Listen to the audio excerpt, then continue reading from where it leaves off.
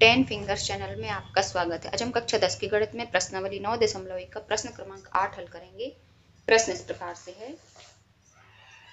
स्थल के शिखर पर 1.6 मीटर ऊंची मूर्ति लगी है। भूमि के एक बिंदु से मूर्ति के शिखर का उन्नयन कोण 60 अंश है और उसी बिंदु से पेडस्टल के शिखर का उन्नयन कोण 45 अंश है। पेडस्टल की ऊंचाई ज्ञात कीजिए। इसके पहले आप लोगों ने प्रश्न क्रमांक 7 पढ़ा होगा। ये भी बिल्कुल सेम है, मैं आपको चित्र के माध्यम से बताती हूँ। प्रश्न हमसे कहा गया है कि एक पेडस्टल है, मान लीजिए एक पेडस्टल है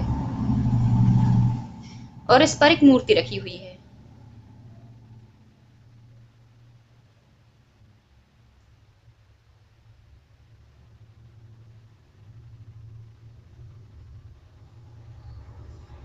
ये इस तरह से मान लीजिए मूर्ति रखी हुई है। मूर्ति की ऊंचाई दी 1.6 मीटर और जब जमीन के किसी बिंदु से मूर्ति का शिखर देखते हैं तो बनता है उन्नयन कोण 60 अंश का। ये मूर्ति का शिखर है, यहाँ से बन रहा है 60 अंश का कोण। और जब पेडस्टल का शिखर देखते हैं, ये पेडस्टल का शिखर है, तो ये कोण बनता है 45 अंश का। तो हमें बताना है पेडस्टल की ऊंचाई, ये इतनी दूरी। यदि हम इसको एक रेखा चित्र में बनाएं तो ये कुछ इस तरह से बनेगा। अब जो प्रश्न क्रमांक 7 था उसमें हमें ये जो है ए बी पेडस्टल ये दिया हुआ था और हमें एडी ज्ञात करना था, और यहाँ पर हमें एडी दिया हुआ है और ए बी ज्ञात करना है। अर्थात मूर्ति की ऊंचाई दी हुई है और हमें ये पेडस्टल की ऊंचाई ज्ञात करनी है और दोनों कोण बिल्कुल सेम टू सेम थे। तो इसको हल करना शुरू करते हैं। सबसे पहले तो चित्र के माध्यम से जो हमने जिस चीज को जो माना है वो हम लिख देंगे। माना एडी मूर्ति की ऊंचाई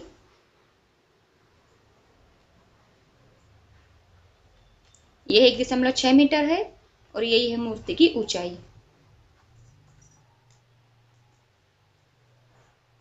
तथा ए बी पेडस्टल की ऊंचाई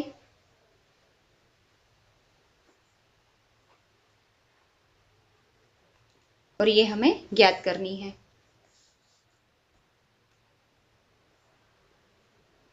अब देखिए, यदि चित्र में देखें हम तो ए बी बराबर क्या हो जाएगा, B D minus A D.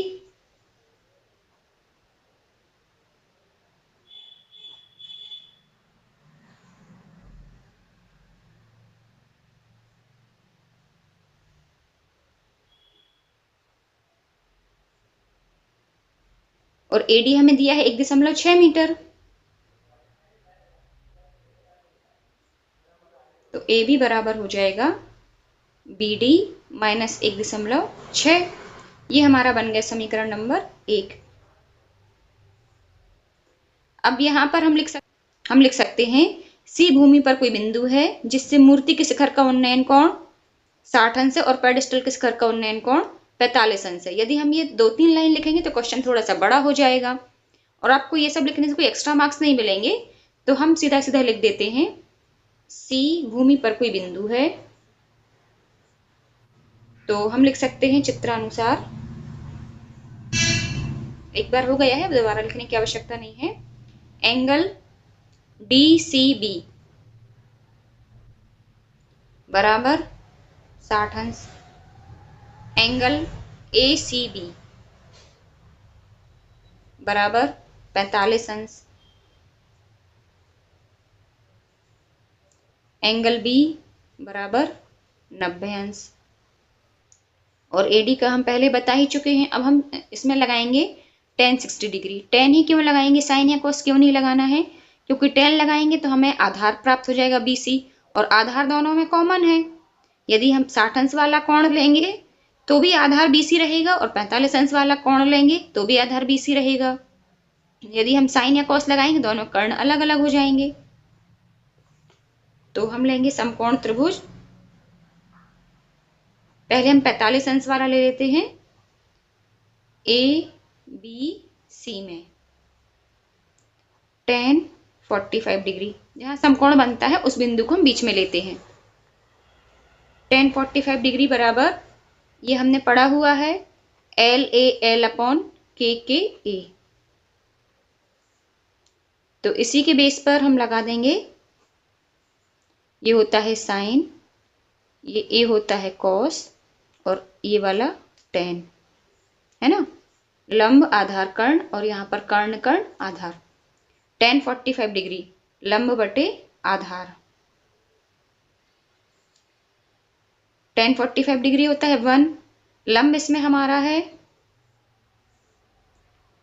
ये हमने ए बी सी लिया है तो लंब हो जाएगा हमारा ए बी, और आधार हो जाएगा हमारा बी सी। तो यहां पर बी सी बराबर आ जाएगा ए बी। ये हमारा हो गया समीकरण नंबर 2। अब हम इसी प्रकार से समकोण त्रिभुज ले लेंगे डी बी सी। इसमें tan 60 डिग्री लगा देंगे।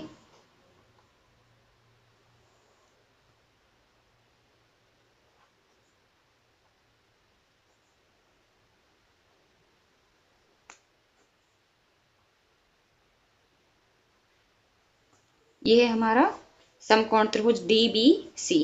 अब इसमें हम लगाएंगे tan 60 डिग्री, तो ये हो जाएगा हमारा लंब बटे आधार। tan 60 डिग्री की वैल्यू ये होती है √3। तो √3 बराबर लंब है हमारा बी डी और आधार है हमारा बी सी। अब बी सी बराबर ए बी हमने अभी अभी निकाला है, तो बी सी की हम वैल्यू रख देंगे ए बी के रूप में। कर्णी 3 बराबर बी डी बटे ए बी। अब इनका हम तिर्यक गुणा कर देते हैं।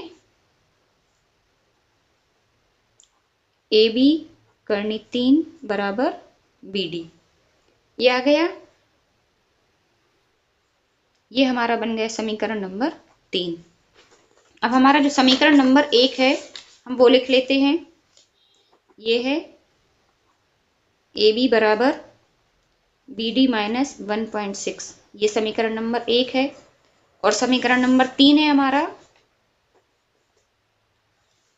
बी डी बराबर ए बी √3, ये है समीकरण नंबर 3। अब ये दोनों मैंने साथ में लिख दिए। अब हम लिखेंगे समीकरण 1 में बी डी का मान रखने पर।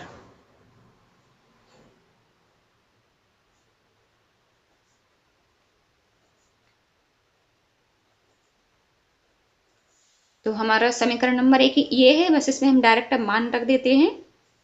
ए बी बराबर बी डी की जगह हमने रख दिया ए बी √3 और ये -1.6 वैसे रहेगा। अब बस इसको हमें हल करना है। देखिए -1.6 को हम यहाँ ले आते हैं लेफ्ट साइड में, जिससे कि ये प्लस का बन जाएगा। तो ये हो जाएगा 1.6 इक्वल टू ए बी √3 और ये माइनस ए बी, ये आ जाएगा यहाँ। अब यहाँ पर देखिए इसको हम फिर से वापस ले जाते हैं। A B √3 minus A B बराबर 1.6। अब यहाँ पर हम ए बी कॉमन ले लेंगे तो अंदर बचेगा √3 माइनस 1 बराबर 1.6। तो हमारा ए बी बराबर आ जाएगा 1.6 अपॉन √3 माइनस 1। अब हम कर देंगे हर का परिमेयकरण, क्योंकि आंसर तो इतना आ गया है लेकिन नीचे पूर्णांक होना चाहिए, और ये तो कर्णी के रूप में है, वर्गमूल के रूप में। तो हम लिखेंगे यहाँ पर कर्णी 3 + 1 अपॉन कर्णी 3 + 1 हो जाएगा हमारा 1.6 कर्णी 3 + 1 अपॉन, ये वाली लाइन देख लीजिए। बस इसको हमने जो गुणा किया है तो इस संख्या को हमने ब्रैकेट में लिख दिया है, और नीचे हो जाएगा कर्णी 3 - 1 और दूसरे ब्रैकेट में कर्णी 3 + 1। 1.6 कर्णी 3 + 1 अपॉन ये कर्णी, ये a - b और ये है a + b। हमने फॉर्मूला पढ़ा हुआ है पहले, a - b और दूसरे ब्रैकेट में a + b, तो ये होता है हमारा a² - b²। तो यहाँ पर भी हो जाएगा a अर्थात कर्णी 3 का स्क्वायर, b अर्थात 1 का स्क्वायर। तो यह आ जाएगा हमारा 1.6 कर्णी 3 + 1 अपॉन 3-1, 3-1 अर्थात 2, तो ये हमारा आ जाएगा 1.6 करनी 3 + 1 अपॉन 3-1 अर्थात 2। अब ये 2 से हम काट देंगे तो ये कट जाएगा, 8 बार 2 × 8 = 16, तो 0.8 करनी 3 + 1, ये किसकी वैल्यू आ जाएगी हमारी, ए बी की।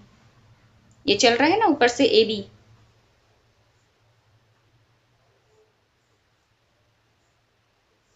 ये आ गई हमारी ए बी की वैल्यू। अब हम आंसर की लाइन लिख देते हैं। देखिए प्रश्न के शुरू में ए बी हमने किसको माना था, पेडस्टल की ऊंचाई को, तो हम आंसर में लिखेंगे अतः पेडस्टल की ऊंचाई इतनी होगी।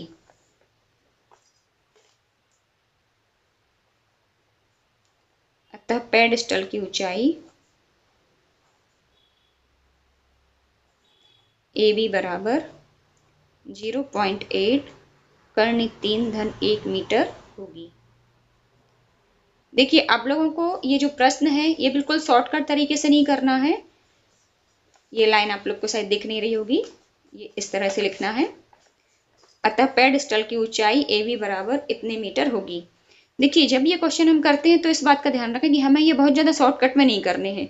जिस पॉइंट को जो हमने माना है वो हम लिखेंगे, बस 2-3 लाइन की बात रहती है, उतना हम लिख के आएंगे परीक्षा में, उससे हमारे नंबर बिल्कुल भी नहीं कटेंगे। तो उम्मीद करती हूँ ये प्रश्न आपको समझ में आ गया होगा। प्रश्न क्रमांक 7 और 8 बिल्कुल एक जैसे हैं, इनकी थोड़ी प्रैक्टिस करें, बनेंगे आसानी से। फिर मिलते हैं नेक्स्ट वीडियो में, तब तक के लिए पढ़ते रहिए, मस्त रहिए।